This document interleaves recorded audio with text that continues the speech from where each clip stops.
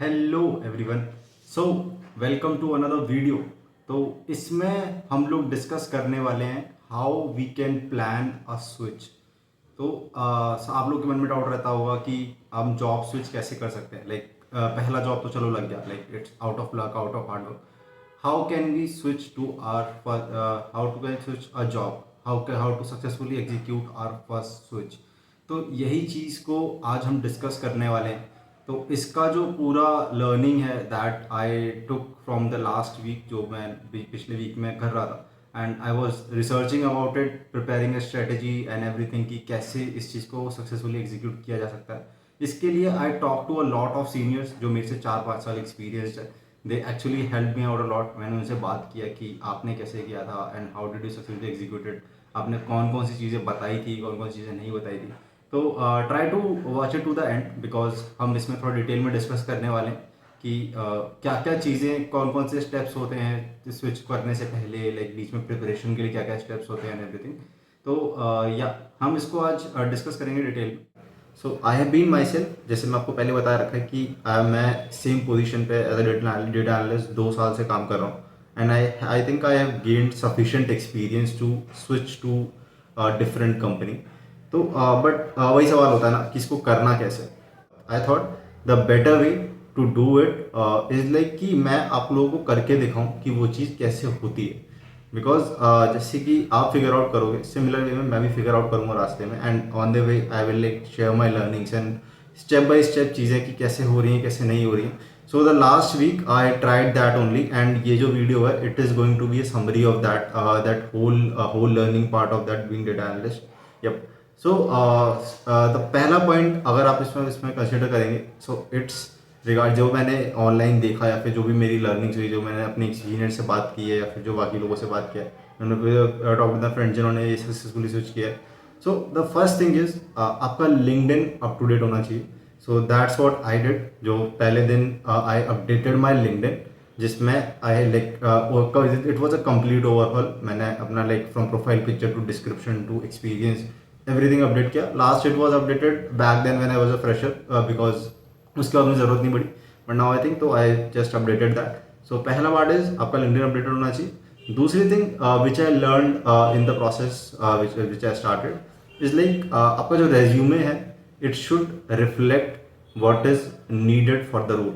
जैसे कि आप ये नहीं कह सकते कि one size fits all, right. जैसे ऐसा नहीं होता है। तो आपको क्या करना है कि जो मैंने सीखा, जो वो बात करें कि एक रेज्यूमे होगा, वो आप हर जगह एग्जैक्ट नहीं चला सकते। आपको लिटिल बिट मॉडिफिकेशन करना पड़ेगा depending on the role you are applying to. उसका जो मेन जेडी होगा वहाँ से आप कुछ पॉइंटर्स निकाल सकते हो, एंड उन पॉइंटर्स को अपने रेज्यूमे में ऐड कर सकते हो just to enhance your ATS score, और the chances of your being resume being shortlisted in the from the ATS. ATS basically software होता है जिससे रेज्यूमे शॉर्ट लिस्ट वगैरह किए जाते हैं by HR. So this is the second learning which I had, and third learning is कि जैसे कि जब हम कैंपस में होते हैं ना, तो कैंपस में प्लेसमेंट्स को क्रैक करना is comparatively easier, right. This is what I feel, क्योंकि उसमें क्या होता है, जो कंपनीज होती है ना उनको आपका कॉलेज इनवाइट करता है एक पर्टिकुलर प्लेस पे जहाँ पे वो आपको अपॉर्चुनिटीज देते हैं, and they treat you as a nothing. So उस केस में आपका बेनिफिट क्या होता है कि they are not expecting you much from you because they know you are a fresher, right. तो उस केस में इट्स ईजियर। बट व्हेन जब आप पहला स्विच करते हो या सब्सिक्वेंट स्विचेस करते हो, जब आपके पास एक्सपीरियंस आ जाता है, तो उसके बाद चीज़ें becomes a little tough, because as the आपका एक्सपीरियंस बढ़ता है, जो आपके रोल के रिगार्डिंग या आपके रिगार्डिंग जो एक्सपेक्टेशंस होती हैं that too also grows, right. So सबसे जो तीसरी जो पहली एक चीज़ हमने डिस्कस करी कि हमें लिंक्डइन अपडेट करना है, सेकेंड थिंग हमें रेज्यूमे अपडेट करना है, थर्ड थिंग इज कि हमें what we need to actually do उस थर्ड वाले पॉइंट में कि हमको हमारा जो लर्निंग है it should be crisp in our head. So जैसे कि आप कुछ टाइम से काम कर रहे होंगे, तो क्या होता है कि चीज़ें वेगली रिमेंबर रहती है कि हाँ मैंने ये भी किया था, मैंने ये भी किया था। बट ऐसा मोमेंट पे कोई आपसे पूछ लेगा कि हाँ यार tell us about your experience what do you for the last 2 years, तो आपके सडनली दिमाग में वो पॉइंटर्स नहीं आ पाएंगे जो आपके अचीवमेंट्स है, जो भी आपने अच्छा काम किया, जो भी सीखा। तो उस चीज़ के लिए you should revisit your experience and just उसको नोट डाउन कर लो कहीं पर पॉइंटर्स में, and just make it clear in your head कि जैसे ही आपका कोई टेलीफोनिक इंटरव्यू होता है या बेसिक क्वेश्चन होता है स्टार्टिंग में, जैसे ही एचआर का फ़ोन आता है या फिर कुछ भी होता है, any one any time you are ready to express what you are doing and what you usually do at your work. So this is the third thing, because first impression is the last impression. तो this was the third learning which I got, कि आपका जो जो भी आपने किया है उसको आपको क्रिस्प रखना है. ओके. एंड या चौथी चीज़, अगर हम इसी सीरीज में डाउन द लाइन जाए, तो fourth thing which you need to focus on is applying to jobs as much as possible, but not in the companies that you actually want to go before you gain any kind of momentum. So इसका meaning ये that I personally experienced, और कह लो या फिर not completely experienced, बस जो मेरे को समझ में आया कि आपको एक इंटरव्यू क्रैक करने के लिए या फिर एक जॉब क्रैक करने के लिए you need to be in a particular momentum. आपके नॉलेज में कह लो या फिर आपके स्किल्स में कह लो, कोडिंग स्किल्स कह लो या फिर एनालिटिक्स स्किल कह लो, कुछ भी आप करोगे ना उसके लिए आपको एक मोमेंटम चाहिए होता है. There need to be there is a particular threshold जिसके आगे आपको निकलना पड़ेगा to actually crack the job. So actually क्या होता है, मोस्ट ऑफ द कंपनीज में there is a boarding period. सो आप जैसे किसी कंपनी में अप्लाई करोगे ना एंड आप इंटरव्यू से रिजेक्ट होते हो, देन उसके बाद आपको वो बार्ड कर देते फॉर उनकी जो भी पॉलिसी होगी उसके टाइम के हिसाब से. So the key important thing is आप स्टार्टिंग में एम करो उन कंपनीज के लिए जहाँ पे आपको इतना नहीं जाना या फिर वो आपका एक तरीके से प्लान में नहीं है. सो उससे होगा क्या कि आप जैसे अप्लाई करोगे ना, पहले तो थिंग इज कि आप पहले जैसे 20 25 30 50 में अप्लाई करोगे, then you will start getting interview calls, right. 10 में 20 में you will get start receiving calls. उसके बाद जब आप एक दो इंटरव्यू ऐसे लाइन से देते जाओगे ना कि आज इंटरव्यू, 2 दिन बाद इंटरव्यू, 3 दिन इंटरव्यू, तो you will like gain momentum based on the interview. तो आप बढ़ते जाओगे, फिर चीज़ें डॉट्स कनेक्ट होते जाएंगे and then ultimately you will reach to that momentum जहाँ पर आप उन कंपनीज के लिए अप्लाई कर सकते हो जहाँ पर आपको एक्चुअली में जाना है, राइट. तो that's what I am going to do. तो ये चीज़ मैं भी इंप्लीमेंट नहीं किया. So I am like currently on the first stage जहाँ पर what I am doing is कि I am applying blindly to all the companies where I can get an interview slot. So this is the thing which I think is the most crucial part after like updating your resume and everything. So this is the part where you actually start giving interviews and everything. And fifth point regarding this is आपको leverage करना आना चाहिए situation को to your benefit. सो इसका सीधा सीधा मतलब है कि there is a particular objective कि आप स्विच क्यों कर रहे हो. उसके दो चार ही वो होते हैं, क्या कहते हैं, दो चार ही ऑप्शंस होते हैं like why people switch. So first thing is like कि यू आर लाइक आपको कंपनी में ग्रोथ नहीं दिख रहा and you are planning a switch just because कि आप नई नई टेक पे जा सको, नया बड़ा कुछ अलग काम कर सको एंड यू जस्ट अपना ग्रोथ लर्निंग जो आपका ग्रोथ का होगा उसको आप थोड़ा सा स्टडीली इंक्रीज करो. सेकेंड चीज़ होता है कि आपको एडिक्वेट पैसा नहीं मिल रहा है and combining it with first and आपको प्लस आपको और मान लो कि पैसा नहीं मिल रहा है लाइक जितना आपको चाहिए.